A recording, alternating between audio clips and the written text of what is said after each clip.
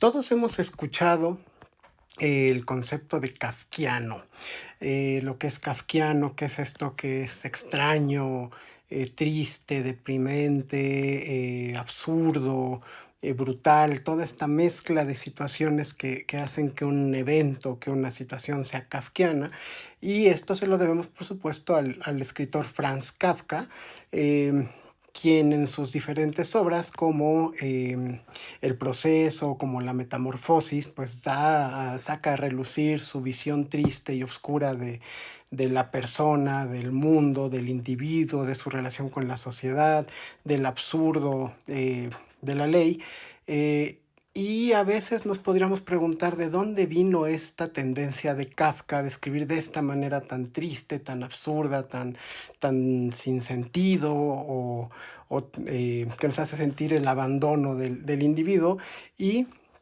creo que muchas de las respuestas las podríamos encontrar en este libro, que es La Carta al Padre. Em, Quienes no la hayan leído, se los recomiendo ampliamente. En La Carta al Padre nosotros encontramos una narración, una carta que escribe Kafka dirigida hacia su papá, donde muestra la relación tan difícil que tuvo él con su familia desde niño, y sobre todo el sometimiento del que fue sujeto por la figura paterna, esta figura paterna dominante, grande, absoluta, controladora de un mercader, de un comerciante exitoso, con un carácter sólido, ¿no? Eh,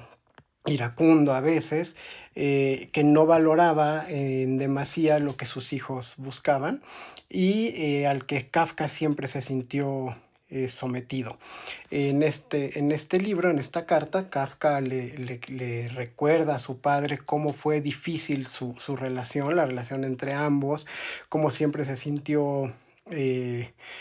oprimido, como siempre se sintió menospreciado por su padre, como todas aquellas cosas que él desde niño le gustaban o le interesaban, su padre siempre las despreciaba o lo humillaba.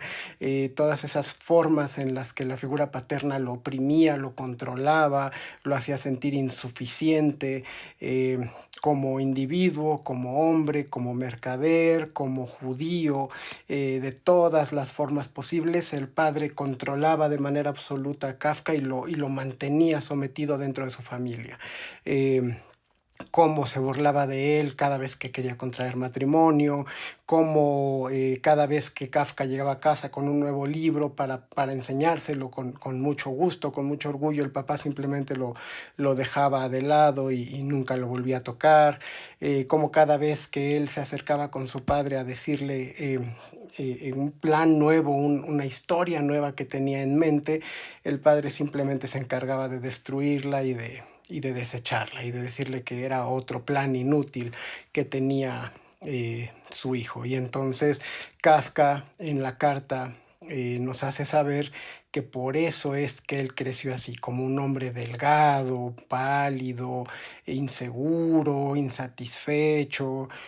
temeroso de la sociedad, del mundo, de sus propias capacidades, con una dificultad enorme para relacionarse con otras personas, con las mujeres, en su trabajo. Y cómo al final, a pesar de que su pasión más grande era la escritura, acaba sometiéndose a un trabajo burocrático aburrido, que lo ahorcó, que lo oprimió, que lo apagó, que lo volvió un hombre gris, que es lo que al final se refleja en sus obras, esa tristeza, ese abandono, esa pérdida de emoción por la vida. Es porque en realidad la había vivido él todo ese tiempo. Entonces, si queremos descubrir un poco más de lo que tenía Kafka en su mente y en su vida, y que lo llevó a crear estas grandes obras deprimentes y obscuras como La metamorfosis o El proceso, les recomiendo mucho leer La Carta al Padre. Es un libro bastante corto, muy interesante, escrito de una manera autobiográfica sólida y brutal,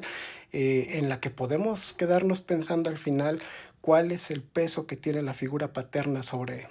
todos nosotros, sobre las decisiones que tomamos y sobre aquello en lo que nos convertimos con el paso de los años. Un libro excelente, muy fácil de conseguir,